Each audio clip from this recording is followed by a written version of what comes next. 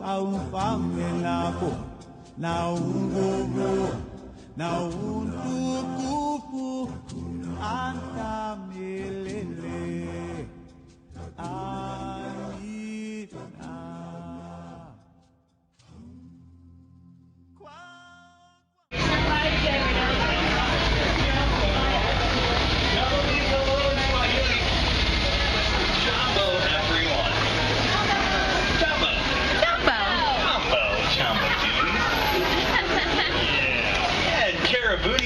Welcome and welcome aboard. Please slide all the way in the row, and if you have any small children, I ask that they are seated towards the middle of the row. Also, any loose items like hats, bags, purses, anything like that, put those in the net bags in front of you.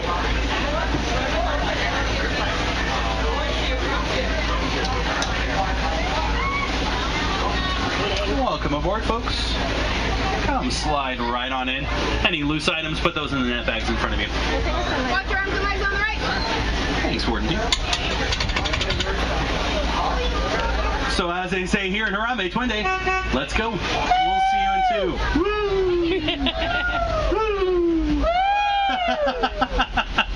Y'all are awesome. I like you already. Well, Jumbo, everyone. My name... Oh, this is going to be a fun 2 weeks. My name is Chris, and 2 weeks. I'm going to be your safari driver for the next 2 weeks. For this photo safari in the Harambe Wildlife Reserve. Now, folks, I do have one extremely important request. As we are sitting here in the truck, please stay fully seated at all times. Please stay fully seated at all times. Also, if you have a digital camera that has an action or sport setting, go ahead, flip it on that, because I'm not able to stop for all the animals that we see today. I will stop for as many as I can, but I promise you, if you put on that action or sport setting, you're more likely to get a better shot of the animal as we move. Now, folks, coming up over here on the right-hand side, we are in the Little Ituri Forest in the Harambe Wildlife Reserve. Now, if you see that brown animal with the striped legs over there, that's called an okapi. Now, the okapi was first discovered in the early 1900s, and many people think the okapi is a relative of the zebra. But it's not. It's not? It's not. It's actually the only known relative of the giraffe because of its bone structuring, and they share the same 14-inch long purple tongue. Whoa. Yes, that's right. 14-inch long purple tongue, which they use to grasp at food items that are hard to reach. It's kind of gross, though. Kind of gross. Woo! Oh, you all are my favorite. You all can stay with me forever. Except for you, Rowan. You have to leave. Just kidding. Now, folks, watering holes like this over here on the left-hand side, they bring bongo, okapi, greater kudu, yellowback duiker, and the black rhino. Now, you can't really miss a black rhino when you see them. They're about 3,000 pounds. Their hide is 1 inch thick, and they can charge at 35 miles per hour. Guess how fast our trucks can go? They can go about 8. Uh-oh. But looks like we're okay, because this one over here on the left-hand side looks to be resting. Now, folks, that is a black rhino. It may have caked itself in orange mud, but that is not an orange rhino. There's no such thing. I can promise you that. Many, many years of safari guide intuition has told me that. Now, the black rhino is an endangered species with fewer than 5,000 of them left in the world. They're hunted down by poachers for their horns. It's very sad, I know, right? Makes you want to cry a little bit. Makes my heart hurt. Aww. Now, coming up over here on the right-hand side, folks, we have bongos. Now, they're the orange animal with the white stripes. It's the same spelling as the drum. Now, bongos are known as the ghosts of the forest. Typically very shy and reclusive animals. They do like to hide. And they use those sloped antlers on the tops of their head. Perfectly aerodynamic to dive through bushes to get away from predators. Very smart, bongos. But when they run, it doesn't make a boom boom sound. Now, coming up over here on the left-hand side, this black and white bird that you see over here, that's a saddle-billed stork. Now, the saddle-billed stork is the one of the largest birds that we have out here, fully standing up straight, 5 to 6 feet tall, and it has a wingspan of 8 to 9 feet. And they get their name from the yellow saddle shape on their bill. All right, so we're heading out of the Little Ituri Forest right now, and it's much, much too early to go camping for our 2-week safari. So we're going to go ahead and head into the Safi River. Now, the Safi River is home of one of my favorite animals, the Nile hippopotamus. Woo! Now the Nile hippopotamus, when they're born, they're about 85 pounds. And an adult male can tip the scales at nearly 5,000 pounds. And they are nocturnal. Does anyone know what nocturnal means? Yes, they're very sensitive to the light. Very good. Which means, so hippos make up for that by spending about 18 hours of the day underneath the water. Now, they can hold their breath from anywhere from 5 to 8 minutes. So here's a little tip for you folks. Never have an underwater breath holding competition with the hippo. You will not win. However, I do recommend trying to have a swimming competition with the hippo because they are very poor swimmers. So what they do is they sink their whole body weight down to the bottom of the river. Then they'll just kind of walk or glide along the bottom of the riverbed. Then what they do at night is they come along the shore, and you see all this grass along the shore. They eat about 150 pounds worth of grass per night. So they are definitely some hungry hippos, folks. Now they may look like rocks underneath the water, but those are hippos, folks. And they will usually be together, and that grouping that they are in together, it's called a pod. So there are about 6 of them together in that pond. Now the large white birds that you see on the island, those are pink-back pelican. Now what pink-back pelican do is they work together to herd fish in the shallow waters, and then from there they eat the fish. Now they sleep in nests and trees as a community at night. Now like I said before, folks, it's very important that we are fully seated at all times. We go over bumpy roads and old bridges, and you never know what could be on the other side of some of these old bridges.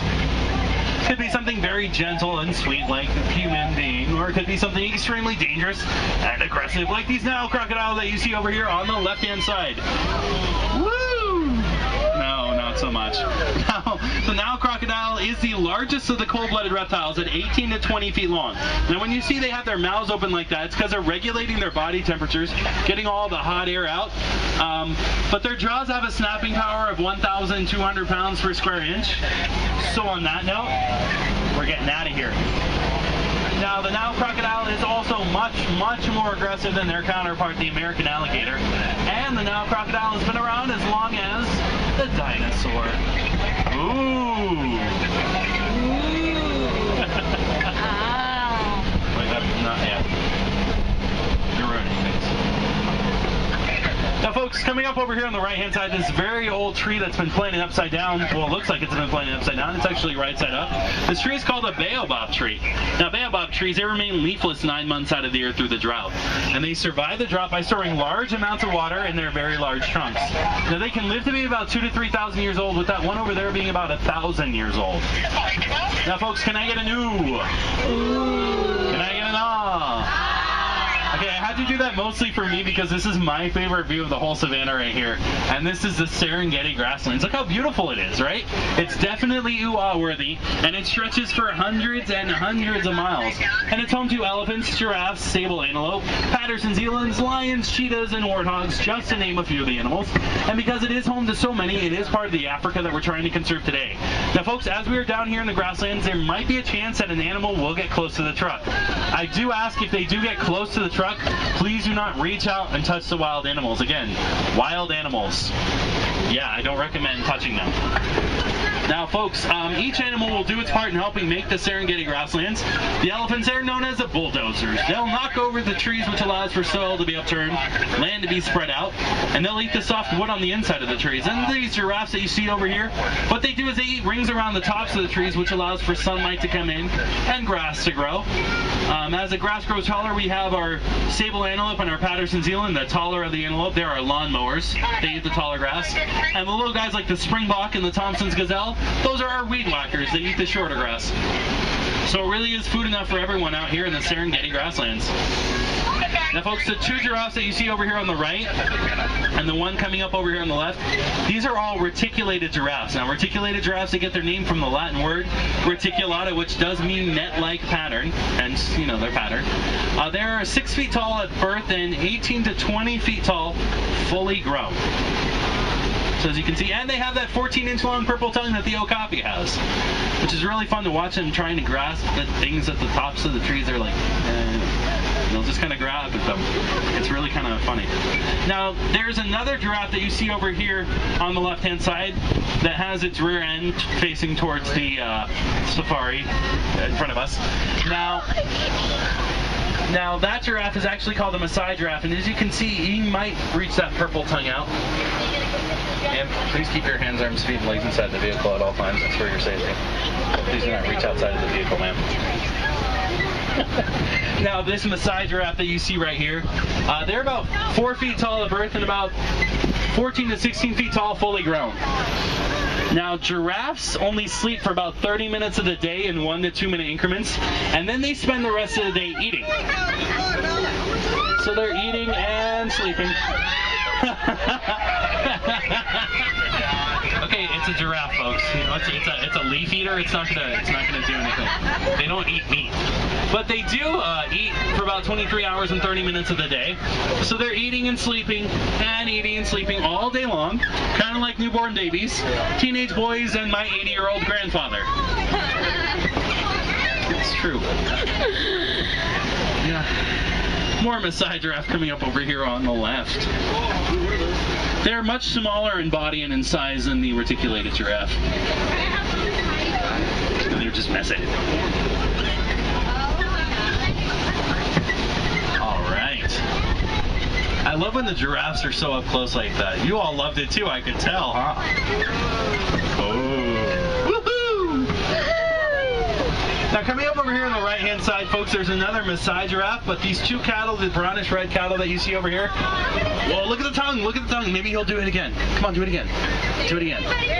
Do it again. Oh, see, they're not, it's a wild animal. It's not trained. It won't listen. Now, those cattle over there on the right, those are Ankole cattle. Did it do it? Did it do it? Awesome, right? I know, really gross, too. Now, those Ankole cattle are Watusi cattle, named after the Watusi tribe in Africa. Those horns that they have are 6 feet long and 20 inches around, and they're a hollow. Okay, I have a question. Did someone wear perfume that has giraffe pheromones in it? Because the giraffes are getting really close to us today.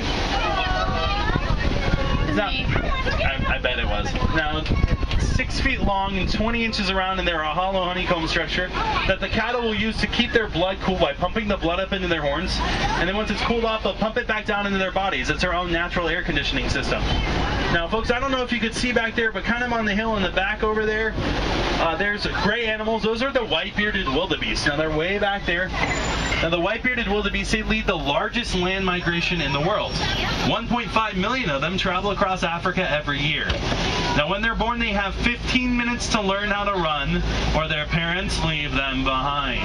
Did you hear that, kids? Yeah. 15 minutes.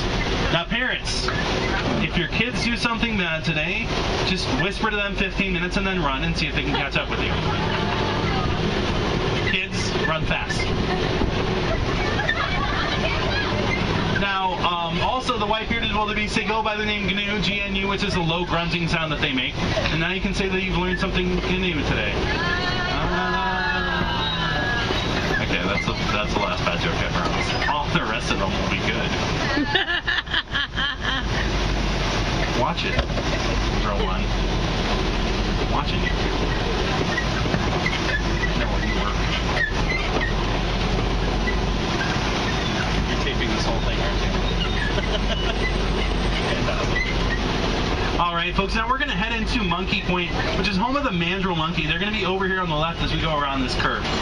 Hopefully they'll be out. Now, the mandrill monkey is one of my favorite monkeys, actually.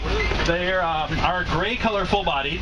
The most dominant male has a bright blue and red face and a bright blue-red bottom. Look to the left. Folks, trust me, look to the left. Look to the left first. See if you can spot the mandrill. See if they're over there on the left, because when you do get to see them, it's a very rare sight. The most dominant male is about 100 pounds with a bright blue-red face and a bright blue-red bottom. And the babies are about 1 to 2 pounds. There are, I don't see... If anyone spots them, you know, woohoo! Now over there on the left-hand or right-hand side, that is the lone male or bull elephant. Once elephants reach a certain age, they go off and they travel on their own, and the females and the babies stay together as a herd. Well, it seems like I picked up our local Harambe radio station, folks. Now, folks, this is a real treat because this is one of my favorite songs. I love hearing this song over and over and over again. Okay, well, you know, a couple weeks ago this road was not closed or washed out. Hopefully there's another way up ahead.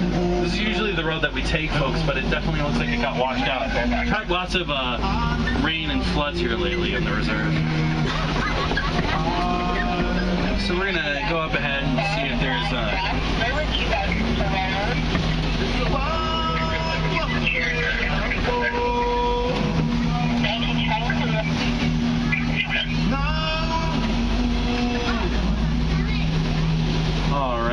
folks, we've come up to a very old and rickety bridge. I'm going to go ahead and shut off the radio.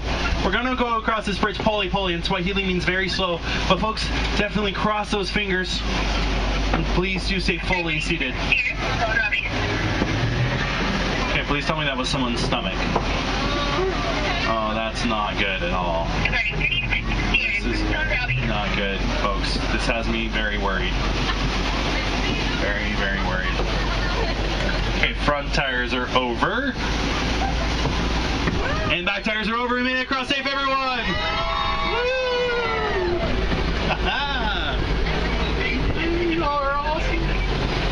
Now, folks, we are coming into the red clay pits. Now, red clay pits, loads of elephant activity here. Both male and female elephants have tusks, and as you can see on the right and left-hand side, there's some tusk marks in the red clay. They dig into that red clay because it gives them loads of minerals. Now, scientists here in Harambe, they're studying the vocal pattern of the elephant to help us better understand the elephants, how they communicate, and the noises that they make. We're also studying their migration patterns because as a reserve, one of our greatest things that we try to do here is protect the animals, right? Right.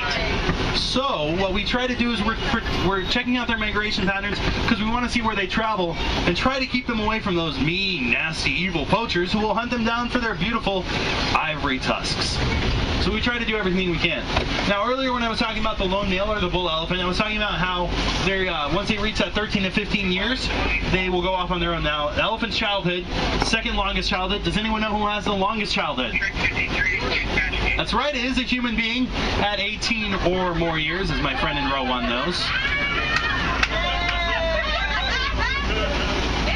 Now, folks, the average length of a female elephant's pregnancy, are you ready for this one? 22 months long, almost 2 years. Ouch. Makes me glad I'm a guy all the way around. Now, the larger the mammal, the longer the pregnancy. Giraffes are pregnant for about 16 months. Yeah. Do you know who has the shortest pregnancy of a mammal? What are the shortest pregnancies of a mammal? The hippo. Female hippos are only pregnant for 6 months. But there's a baby elephant up here. Judging from the size, it's a little bit larger, but its tusks aren't fully grown in yet, so I would probably say it's about maybe a year and a half, maybe 2 years old. Could be anywhere from a year to 2 years old. It's hard to tell with these wild elephants out here. Now, elephants have blood vessels in their ears, and they flap their ears open and close to regulate their body temperatures. Their skin is also very sensitive to the sun, so they throw whatever they can on their backs to help keep their bodies cool and sunburn free. Now, coming up over here on the left-hand side, we have one of the loudest birds, the greater flamingo. The greater flamingo is one of the lightest in pink coloring of the flamingo. Now, they're whitish-gray color when they're born, but they get their pink coloring later on in life from eating brine, shrimp, krill, and other crustaceans that are very high in beta-carotene. Now, that's different than the beta-carotene that's in your fingernails and in your hair. It was reported in order for the average-sized human being to turn that shade of pink, they would have to eat at least 2,000 pounds worth of shrimp per day for almost 2 years. Look at them running! Look at them running! I can't look because I'm supposed to be driving. So look at them running while I drive. So cute. It's awesome. Aww. I get to take you folks everywhere with me. Here's my laugh track, my ooh and ah meter. You never know, you could be my applause meter. You never know. Now, from the looks of these mud pits over here on the left-hand side, we're close to white rhinos, so keep your eyes peeled for white rhinos, folks. You can't really miss them. They're about 5,000 pounds. Now, coming up over here on the right-hand side, these are ostrich eggs. Now, these ostrich eggs are about 3 to 5 pounds each, and they're laid in a community nest. One ostrich will come and sit on them until they hatch, and And once they hatch, they'll go off with the other ostriches.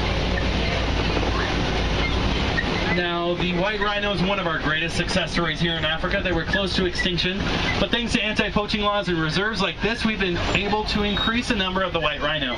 Now, they get their name from the Afrikaans word weit, which means wide or broad now. And their horn is kind of like, oh folks, never mind, we're going to talk about my favorite animal, which is fastest of the land mammals. You see those three over there? Those are cheetahs. Absolutely beautiful. I love fast animals, fast cars, beautiful things. Now they can run on land at about 60 to 70 miles per hour, but they do that at a sprint because their bodies get overheated. Now because they're so beautiful, poachers will hunt them down for their coats, and because of that, the cheetah is actually close to being an endangered species, which really upsets me because they're my favorite. Now poachers will also hunt down lions for their coats, but not as big of a problem with the lion as with the cheetah, but it's still a problem because they're poachers, right? And we hate the poachers, so boo to poachers.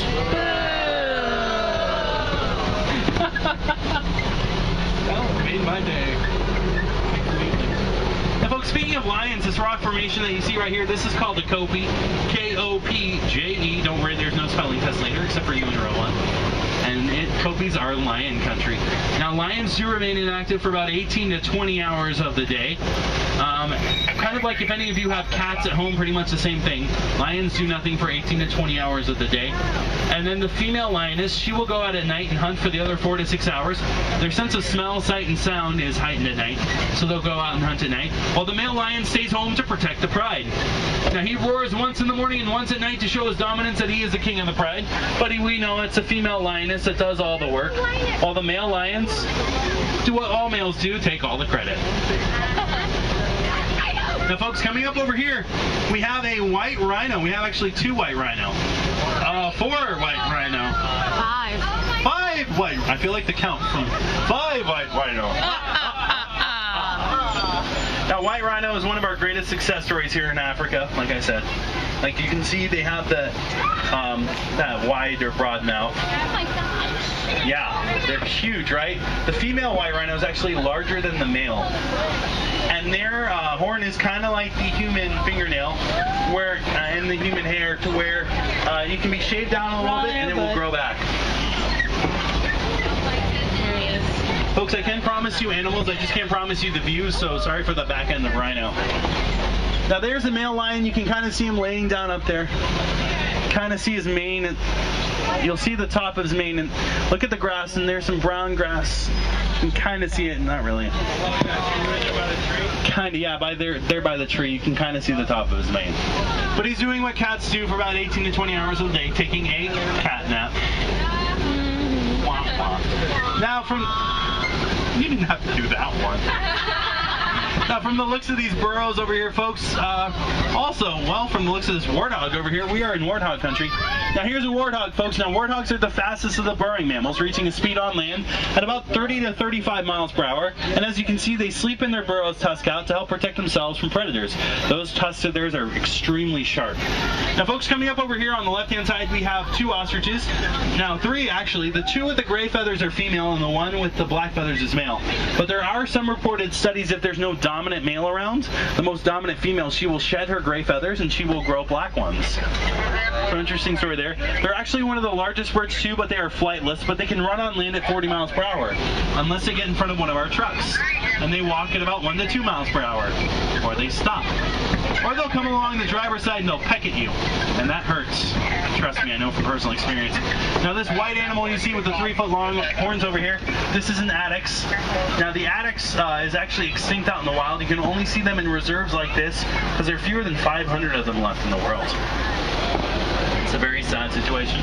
But thank goodness for reserves like this one, right folks, that we can see these beautiful animals. Yay!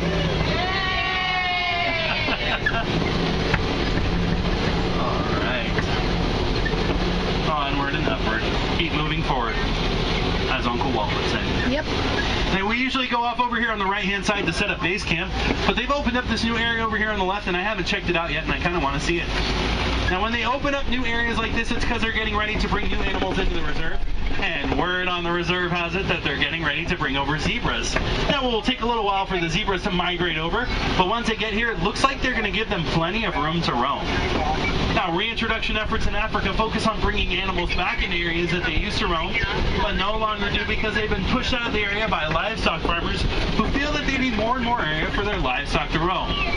Now, it's not easy to live with some of the animals that we've seen today, but it's important that we learn how to do it because the lives and livelihoods of us here in Harambe depend on it. Historically, wild animals have been a source of food for us for many, many years, and we'd like to keep it that way.